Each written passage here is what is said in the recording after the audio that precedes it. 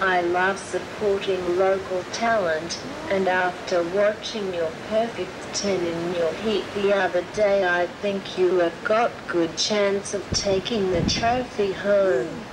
Just between you and me, Kelly got it last year, but the Aussies will wipe you out this year. Do you think being your local break gives you an advantage over your competitors? I do think like being a local helps. Just growing up here at Snapper, and I think the waves are quite the same. And this is where I surf 70% of my life, so it definitely helps. Next question might be a bit pre-knitted or biased, but how are enjoying the Quicksilver Pro on your home turf, and who do you think will meet you in the finals? I'd like to think I would love to see Kelly and meet me in the final, and I'd love to beat Kelly in the final. So, but I love your positive thinking, and let's just cross your fingers. Speaking of the master, have you ever dropped in on Kelly? And if so, did it feel good? It did, I did. I dropped it on him last year here. So, but then again, he could drop it on me too. I probably wouldn't say too much.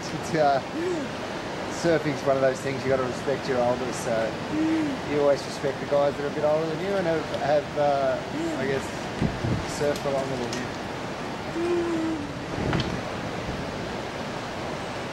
I know Kelly Slater is a mate of yours, a legend of the sport, and had more good waves than the bloody Queen of England. Just between you and me, do you think he should finally retire and give someone else a go? As much as I would like to see him retire, I would love to beat him while he's still there and still at the top of his game, because you know it would feel so much better to win a world title and have him, you know, be up there and get a second or a third, and I think, you know, then truly I guess you'd be the best surfer of that year.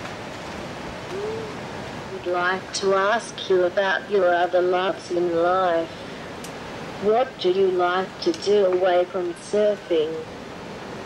Well, I mean, I'm lucky enough, I'm happily married with 3 kids. So my kids take up a big part of my life and my wife's life. So, but when they're all occupied, I'd love to fish. I'm a bit of a mad fisherman, so that is probably my greatest hobby to do, is to fish.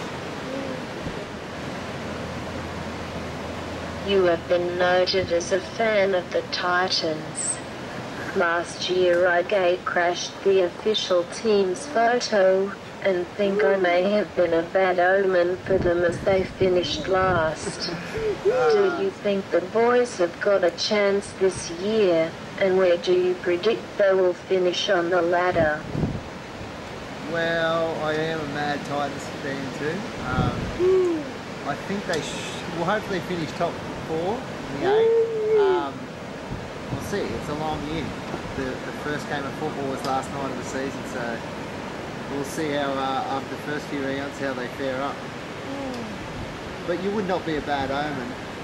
I'm hoping that you're not down here anyway.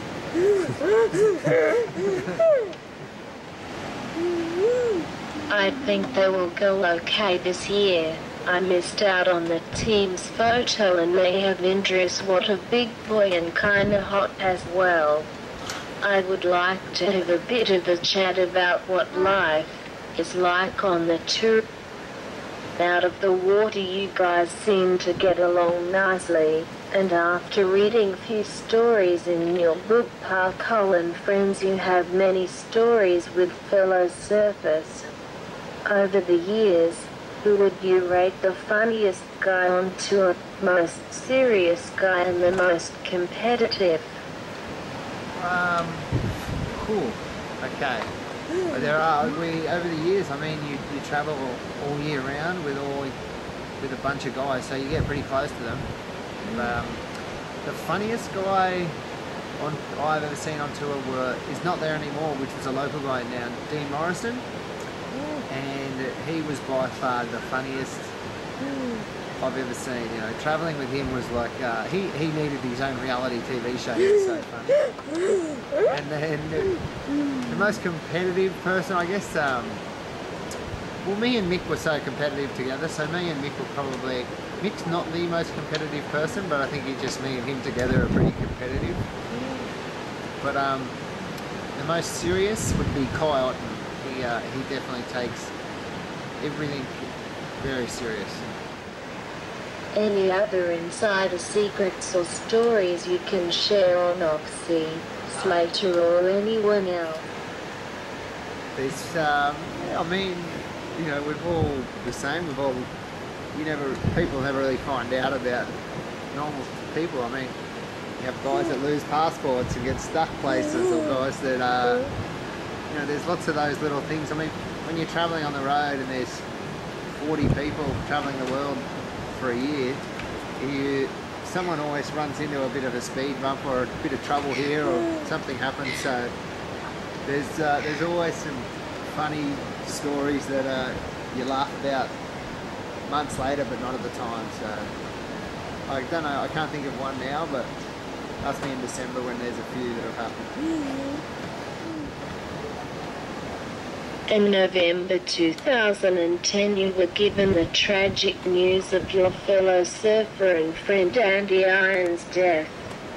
How did that change your perspective on life and your surfing in the months that followed? It definitely changed my perspective, especially because of his wife was due for a baby a month later, and they're both my closest friends. So it's been, I guess, a hard year, the last year, but they've been staying with us now for about 2 months, Lindy and the baby, and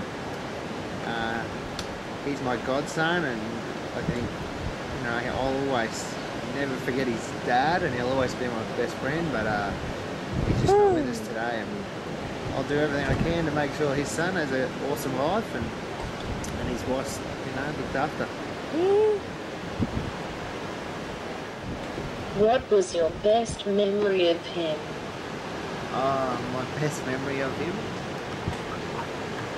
I've got a lot, but I took him camping one time for a week up in the Western Australian desert, and he wasn't much of a camper, but I'll never forget being in a 2-man tent with him, and we scored some amazing waves for about a week, and just you know, he was in such good spirits that week. He was so happy, and Oki came along, and Luke Egan, and it was just the boys' trip and he was his surfing was unbelievable that week, and he was just so fit and healthy and happy, and he was he had just found out he was going to be a dad too, so his life was, he looked so much into the future. He was so happy to be where he was, and he was so happy in his own skin, which was, you know, so good to see. I think it is awesome that while surfing is an individual sport, there still appears to be a strong community among the competitors. It's been widely reported that problems with surfer age, and in recent times media coverage has highlighted examples where this has spilled over. What's the answer to this problem? Surf age is media. It's so hyped up by the media. I mean, I've probably seen in my whole life here on the Gold Coast, I've probably seen 2 or 3, you know, where it's got physical, 2 or 3. I mean, you'll see arguments, and you'll see guys that may or not be out in the water. They shouldn't be there.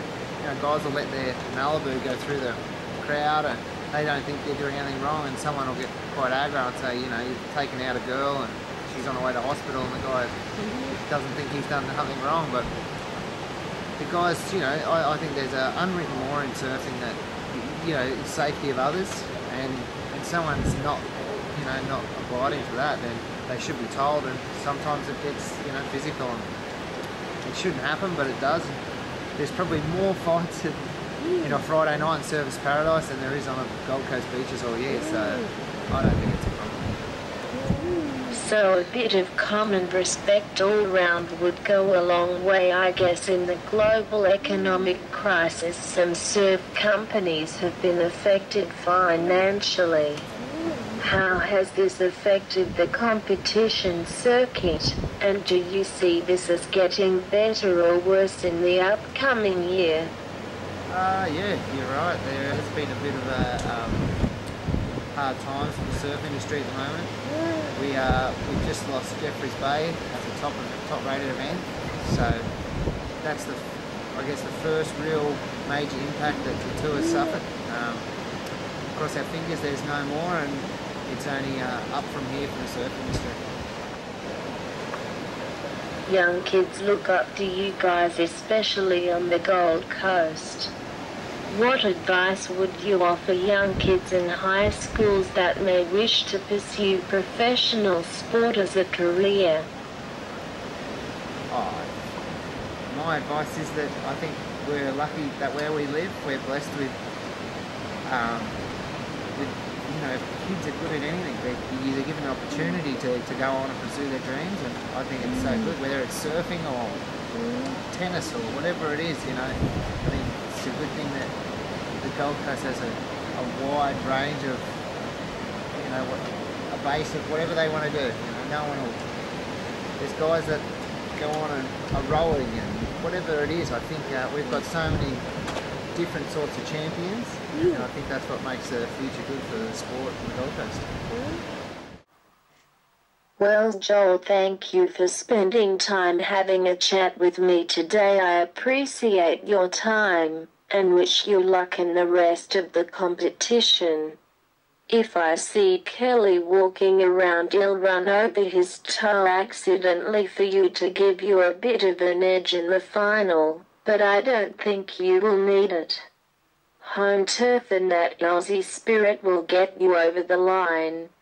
When it happens, I might have to get photo with you with the trophy and to add to a book I am about to write. Thanks again for your time. Thanks, Marlena. Thank you. All the best, and I hope you get to interview some cool people, and if you ever need any more interviews, let me know. You're the best one I've had so far today.